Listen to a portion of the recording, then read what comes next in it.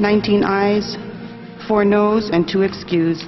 Senate Bill 1, House Draft 1 passes final reading. Madam Clerk.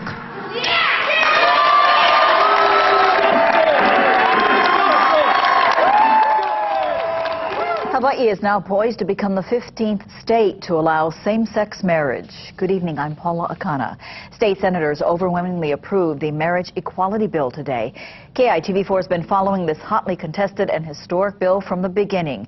Andrew Pereira with the immediate reaction to the vote, but first, Catherine Cruz kicks off our live team coverage from the KITV4 newsroom. Catherine.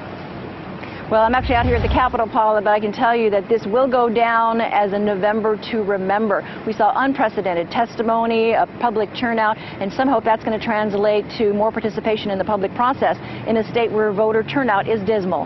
Now that bill is just a signature away from becoming law. Senator Gabbard? No. 3 weeks of the same-sex marriage special session came down to a final vote, and it did not end quietly. 19 ayes, 4 noes, and 2 excused. Senate Bill 1, House Draft 1 passes final reading. May I remind the audience to please refrain yourselves, otherwise we're going to clear the gallery. Boos and cheers after an outcome many predicted, some claiming it was a done deal the whole time, with little regard to the will of the majority. That's not democracy by any stretch of the imagination. That's not Pono by any stretch of the imagination.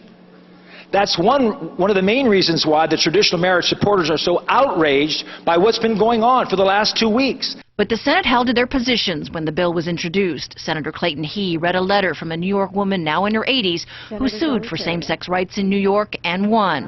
Evie Windsor urged He to do what it takes to pass a bill, even an imperfect one.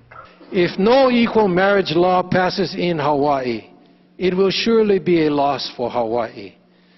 But it will also be a loss for the rest of the country, since we need to keep building momentum toward full equality, state by state. And with that, the Judiciary Chairman delivered the votes on the landmark bill, now on the verge of becoming state law. Now, the governor is to sign that bill tomorrow at 10 a.m. at the Convention Center. But some say the backlash of this vote could actually be a push to get voters the right for recall, initiative, and referendum. We heard repeatedly over the last 3 weeks that Hawaii is the only state without it. Back to you.